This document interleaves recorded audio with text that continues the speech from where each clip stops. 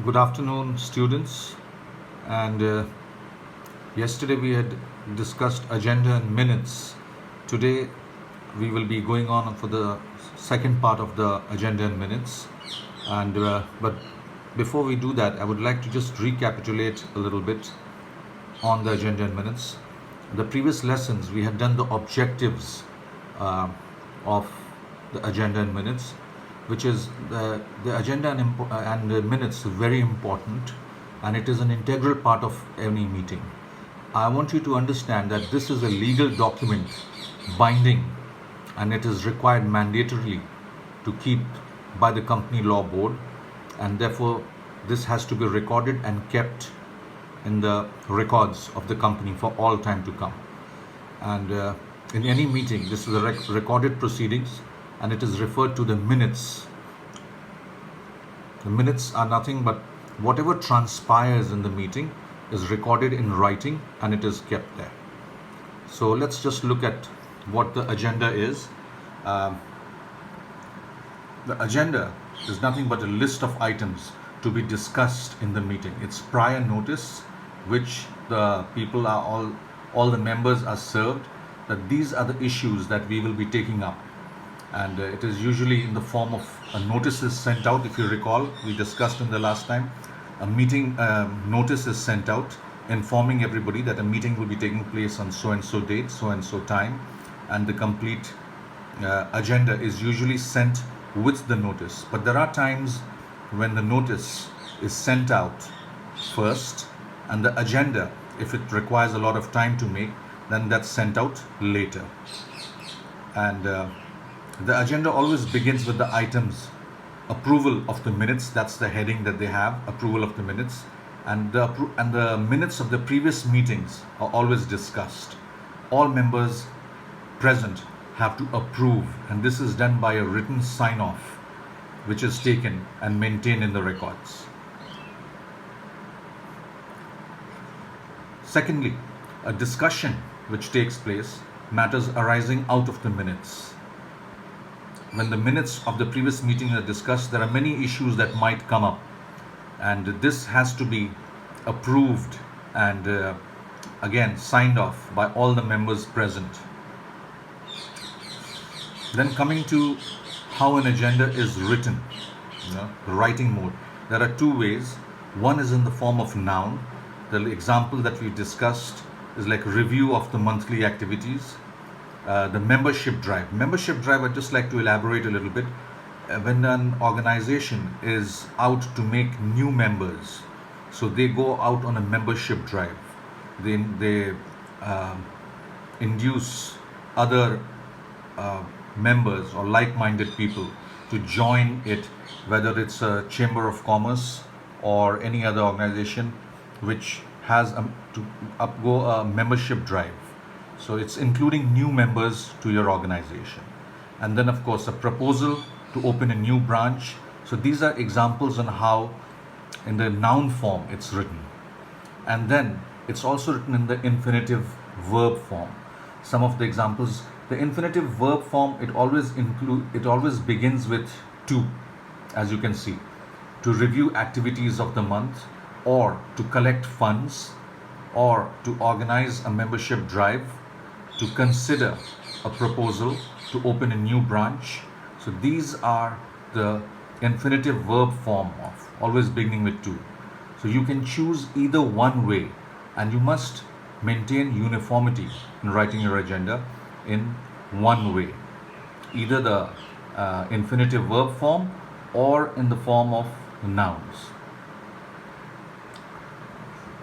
Coming to the sample of an agenda, which is actually in your book. If you refer to page number 139 in your book, in your business English book, which is provided by Simage, you will come across a sample of an agenda. All the things are very beautifully denoted in that, and you must take a look at that. And I will just go through the details of what it includes. The first and foremost thing that the agenda begins with is that the agenda includes the date and the time when the meeting is supposed to commence and the date. And then of course the location or the venue. So the members, there is no confusion in the minds of the members about the timing and the venue or the location where the meeting is going to be held. So that place must be mentioned here.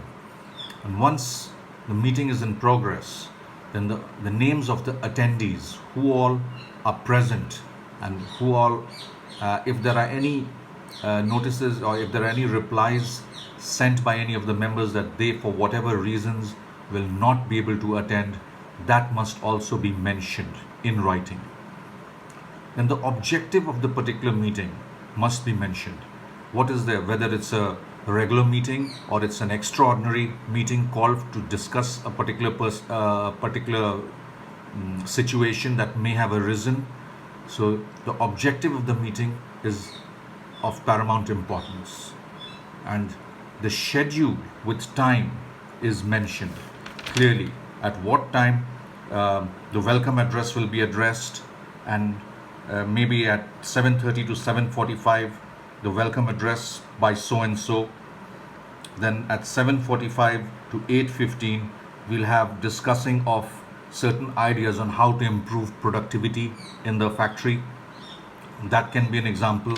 And then there can be other examples like from 8:15 to 8:25 discussion of some other activity on the demands of the employees that can be put forward to the board, all the members, and so on. So a timing or schedule or a timing must be mentioned. And the role and the responsibilities have to be fixed, like who will be arranging for the stationery in the meeting. Pens, papers, notepads have to be provided to all the members. Who will be writing down the minutes of the meeting? Who will be in charge of providing snacks and refreshments, tea, coffee, to all the members present? And the final item is always the date of the next meeting. With the consent of all the members, the date of the next meeting is taken, and then a vote of thanks is given to all the attendees who have attended. It is also very important to note that the order of the items cannot be changed. If the first item is discussing the demands of the employees, then that should remain the same. It cannot be changed to the last item. And if a change is required, then all the members sitting should give their consent. Only then can it be changed. And it's also important to note that the chairman of the meeting is responsible to conduct the meeting in a smooth fashion. So there might be controversies, there are many people present in the meetings, they might have divergent views, but it's the responsibility of the chairman that they all speak one at a time and don't speak over each other. And it's also advisable to keep the non-controversial topics first, and then if there are any controversial topics, to leave that for the last. And the idea of the chairman is to include the chairman. He should function in a way, in a non-biased way, and allow all the members to express their views and of course come up with a consensus. So this is the sample of an agenda. I hope that you will look into your books, because it's mentioned very, very clearly on how an agenda should look like and how it should be written. It includes all the points that I've just mentioned here, and that should provide you a good understanding of how the sample of an agenda should look like. So that's all for today, and tomorrow we'll be discussing the minutes in detail. So till then, stay safe and be cheerful.